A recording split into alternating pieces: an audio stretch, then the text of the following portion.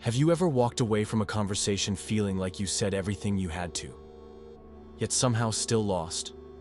That lingering tightness in your throat, like every word drained you instead of empowering you? Maybe you're surrounded by voices that overpower rather than speak. People who interrupt, mock, command the room with a fake confidence so loud it drowns out reason. And maybe you've been taught that staying quiet means surrendering, that silence equals weakness, that not clapping back means you're conceding defeat. But what if that idea is completely backward? What if the real strength lies not in the words you say, but in the ones you choose not to? Nietzsche, often misquoted and more often misunderstood, grasped a truth most avoid. Those who speak endlessly expose themselves.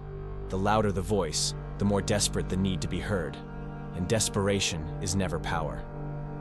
Society conditions us to believe every opinion must be defended, every accusation countered. But nature plays a subtler, sharper game. One that doesn't rely on noise, but on presence. Nietzsche saw silence not as emptiness, but as a force.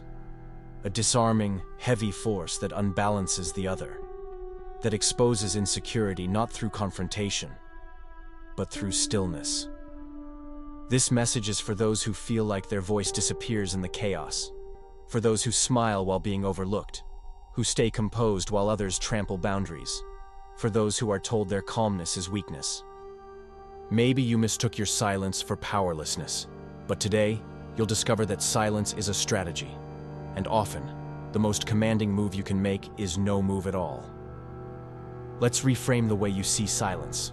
Not as retreat, but as a form of dominance. And through Nietzsche's lens, let's learn how to control the room, without raising your voice once.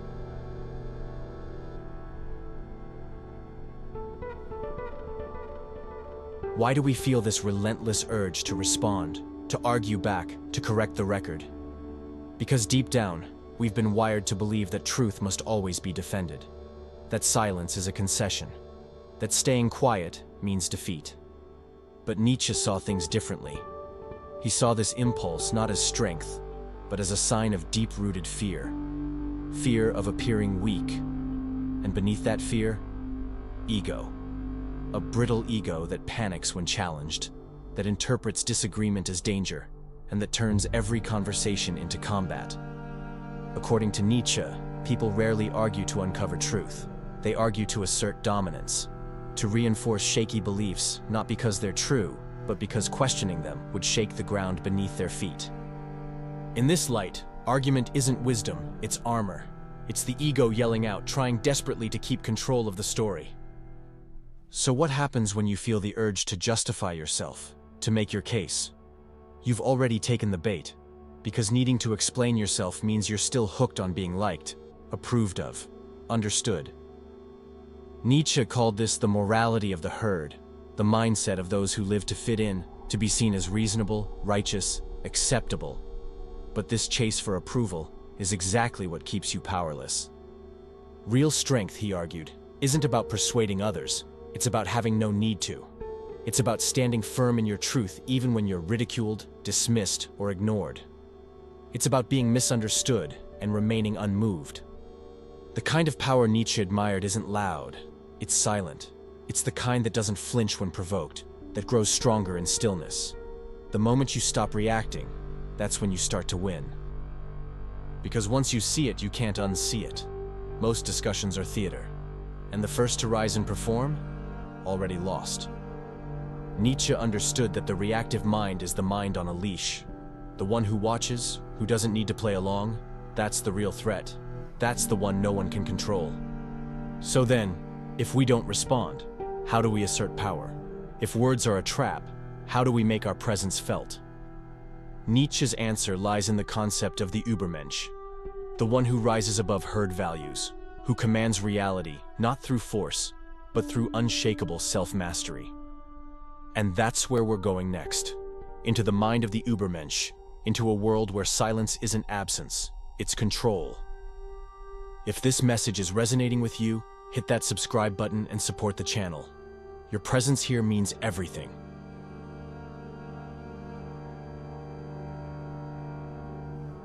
Nietzsche never wrote to comfort the masses.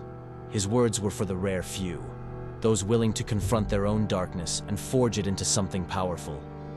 To him, the average person lives shackled by norms, guilt, and the constant hunger for validation. But beyond this crowd, there exists a different kind of being, uncommon, untamed, untouchable. The Übermensch, the overman, doesn't react to the world, he bends it. And his most potent tool: silence. He doesn't need to argue. He doesn't play emotional chess or waste breath proving points. He watches, he listens, he calculates every moment, and he knows exactly when to hold back. Because he's discovered what most never will. Silence is a weapon, a language of power, not meant to explain, but to dominate. The silence of the Übermensch carries weight. It's not a void, it's a warning. It radiates control. It speaks louder than any scream ever could. While the world is busy shouting, pleading, defending, he stands still, and that stillness commands. His silence isn't emptiness, it's armor, it's presence, it's pressure. And in the tension his silence creates, others crack. They ramble. They reveal too much. They misstep, trying to fill a space that was never theirs to fill. His silence isn't indifference. It's discipline. It's energy held back like a coiled spring. Every word left unspoken is a move not wasted, a secret not exposed. The Übermensch doesn't stay silent because he's uncertain. He stays silent because he doesn't owe anyone a reaction. He has nothing to prove, and that makes him dangerous. Because in his quiet, others hear themselves, and most people cannot bear to listen to their own minds. In a world obsessed with noise, those who master stillness are sovereign. Nietzsche saw the Übermensch as a rule breaker, a value creator, someone whose self-worth isn't borrowed from anyone else's approval, and that's what makes him terrifying. He can't be guilted, shamed, or manipulated. His silence is a force field, and when he finally chooses to speak, his words are not just heard, they shift the ground beneath them. But this brings us to a deeper question. Why does silence unsettle people so much? Why does not reacting cause more chaos than any outburst ever could? The answer lies in the mechanics of the human mind. And in the next section, we'll explore that hidden battlefield, where silence doesn't just speak, it controls.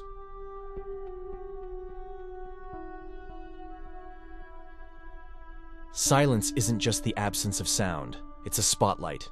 And for many, what it illuminates is terrifying. When you choose not to react, you're not merely withholding a response, you're forcing the other person to confront their own words, their own thoughts, without the comfort of distraction. And that unnerves them. Because most people don't speak to express truth. They speak to cover it up, to reinforce the image they want to project, to drown out the silence that reminds them of their own contradictions. And when your silence offers no pushback, the mask starts to slip. Psychologists have long observed this. In tense interactions, silence is often perceived as a verdict. Even if you're just observing, the other person begins to sweat, to spiral. Why? Because your silence robs them of control. Without your reaction, their narrative starts to collapse. The brain's threat detectors, the amygdala, kick in. Paranoia creeps in. Is he analyzing me? Did I say too much? Does she see through me? In that mental chaos, silence isn't passive. It's a precision strike, unseen, but deeply felt. Nietzsche saw this long before the science. He knew that most people are slaves to their impulses, rushing to react, driven by pride, terrified of being ignored. But the elevated soul, the one who rules himself, chooses silence. Because every word is ammunition, every reaction is a giveaway, and power is lost when too much is revealed. Manipulators are especially vulnerable to this. Their control depends on your emotional engagement. If you don't play the game, the script falls apart. And when you stay silent, they flinch. They need your reaction to anchor themselves. Without it, they unravel. Their facade disintegrates. The very thing they tried to conceal is exposed. But it goes deeper than tactics. Silence also activates old wounds, abandonment, shame, rejection. It reminds people that they're not the center of the universe, that their words might not matter, that their presence might not register. And nothing terrifies the narcissistic ego more than irrelevance. So when you choose silence, you're not retreating. You're striking at the core of illusion. You're pulling back the curtain. You're letting their own insecurities devour them from within. That's why silence takes strength. It's uncomfortable. It goes against our conditioning, our need to explain, to defend, to be seen. But that's exactly why it's powerful. Because it requires mastery, and mastery is real dominance. Now that you understand how silence operates, how it triggers anxiety, disrupts manipulation, and exposes the truth, it's time to go further. To stop watching from the sidelines and start wielding silence with purpose. In the next part, you'll learn how to use silence not as retreat, but as a surgical tool. How to dismantle arguments, unmask deception, and assert control without saying a single word. Because theory means nothing without application. And silence, when used with precision, stops being passive. It becomes a blade, one you'll soon know how to wield with deadly accuracy. The first move is deceptively simple, but ruthlessly difficult. Stay silent when every part of you aches to speak. It demands discipline, because your instinct will scream for release. It will urge you to defend, to explain, to push back. But that urge, that's the chain. That's the proof you're still tethered to their approval, still entangled in their game. Real silence begins the moment you sever that need. When you realize you owe no one an explanation. That truth does not need a voice to be real. The second weapon is awareness. While others ramble, scramble to justify themselves, and fill every pause with noise, you listen. Not like someone waiting for a turn, like a strategist gathering intelligence. You catch what they don't realize they're revealing, their fears, the slips, the subtle contradictions, the ego masked as certainty. You collect all of it. Because when, and only when, you decide to speak, it won't be reactive. It will be precise, lethal. The words of someone who has already mapped the terrain of the other's psyche. The third weapon, silence as duration. Let it linger. Let the void stretch. Because silence creates pressure, and pressure exposes. While they speak, anticipating your reply, and it never comes, the tension eats at them.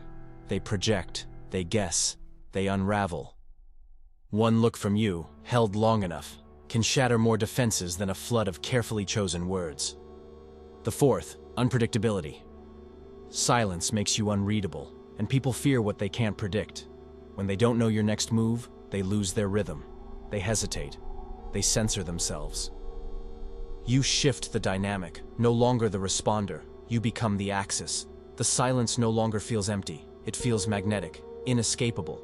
In that moment, silence is no longer a lack of voice. It's a full takeover. But tread carefully. Don't mistake this for submission.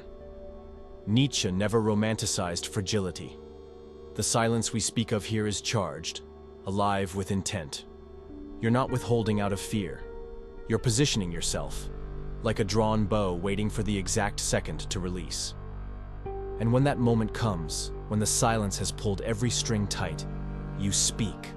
One line, one sentence that doesn't just end the argument, it ends the need for one. But this leads us to a darker place, because silence, as powerful as it is, can also be a prison. Not every quiet moment is a strategy. Sometimes it's a cry from someone who's been cornered. Sometimes silence is not power, but surrender. Not poise, but paralysis. There are situations where people aren't trying to debate you.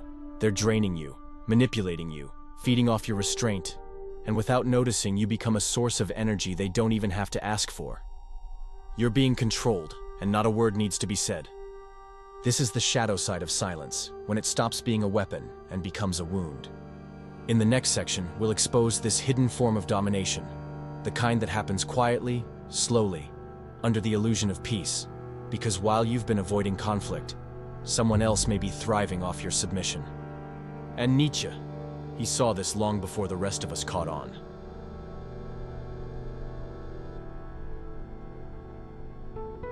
What could be more twisted than being silenced?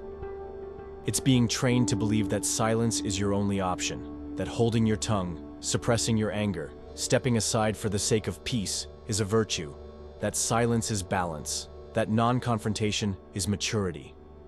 But what if that's not maturity at all? What if it's quiet surrender disguised as wisdom? Nietzsche saw this illusion for what it was. Most people's so-called peace is simply a tamed resignation. Think about it. How many times have people taken advantage of your composure? Your willingness to listen, to let things slide, to avoid escalation. They speak louder, push harder, take up space that was never theirs to claim, and you stand there, still. You tell yourself it's not worth the trouble, that staying calm is the higher ground, that keeping the peace matters more than proving a point. But here's the raw truth. That kind of peace comes at a brutal cost. And the worst part? The people around you know you won't resist. That's why they keep pushing. Nietzsche described this dynamic as the morality of slaves, a belief system born out of weakness. It glorifies obedience. It celebrates guilt. It tells you that disappearing, softening yourself, shrinking to fit is moral. And you're even praised for it. But Nietzsche didn't write for those who kneel. He wrote for those ready to break the leash. For those who wake up and realize, I've been complicit in my own erasure. When your silence is born from fear, from avoidance, from wanting to please, you're not in control. You're a puppet for the expectations of others. You've handed over the steering wheel of your life without even noticing. And this is the exact opposite of Nietzsche's idea of the will to power. Power isn't about shouting louder than everyone else. It's about reclaiming authorship of your story. To choose silence not because you're scared to speak, but because you don't need to. This old submissive silence must die. And in its place, a new silence must rise. A silence of grounded presence. A silence that does not bow. That does not flinch. That does not apologize for taking up space. A silence that, simply by existing, shifts the energy in the room. That's the silence Nietzsche honored. The silence of the one who owns themselves entirely. But how do you get there? How do you transform from someone who's quietly exploited into someone whose silence commands respect? How do you kill the sheep inside you and awaken the being who doesn't need to raise their voice to rule? The answer lies in Nietzsche's boldest idea, the Übermensch. We've spoken about him, but now it's time to become him. In the next and final chapter, you'll uncover what it takes to embody this evolved human. Because the world doesn't need more noise. It needs those who master silence and lead through it.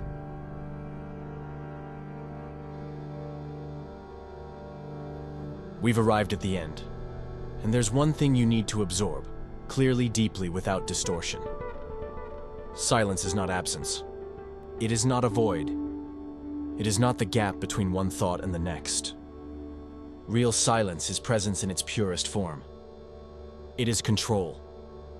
It is proof that you're no longer reacting to life, but bending it to your will by simply existing. Nietzsche didn't write for the ones satisfied with staying afloat. He wrote for the ones ready to evolve, to rip away the layers they never chose, even when it burns, even when it breaks everything they thought they were. The silence of the Übermensch isn't the silence of the silenced, or the silence of fear. It's the silence of a warrior who walks into a room already victorious. No need for noise, no need for display. He knows. Knows who he is. Knows what he's worth. Knows that nothing needs to be said when everything is already embodied. Now turn your gaze inward. How many times have you bitten your tongue, not out of power, but out of fear? How often have you stayed quiet to keep the peace, to avoid being too much, to stay likable? How often have you given others the steering wheel? Let them define your path, your worth, your voice. It ends here. Nietzsche would call that kind of silence a betrayal of life itself. A quiet self-erasure. And it's time to end it. From this moment forward, your silence must evolve. No longer a retreat, but a silent declaration of power. A living boundary. A radiant force that speaks even when your lips do not. Because your essence doesn't need to be explained, it needs to be lived. And that demands courage. So I ask you, do you have it? Then write it below. Declare it. Not just for me, but for yourself. I choose the silence that commands respect. Say it, type it, own it, because even words about silence can build empires inside you. And don't stop here. There's another level waiting. The next video will deepen everything you've just awakened and stretch your perspective even further. Watch it. Not to support this channel, but to honor yourself. And remember this: the weak scream, the strong stand still.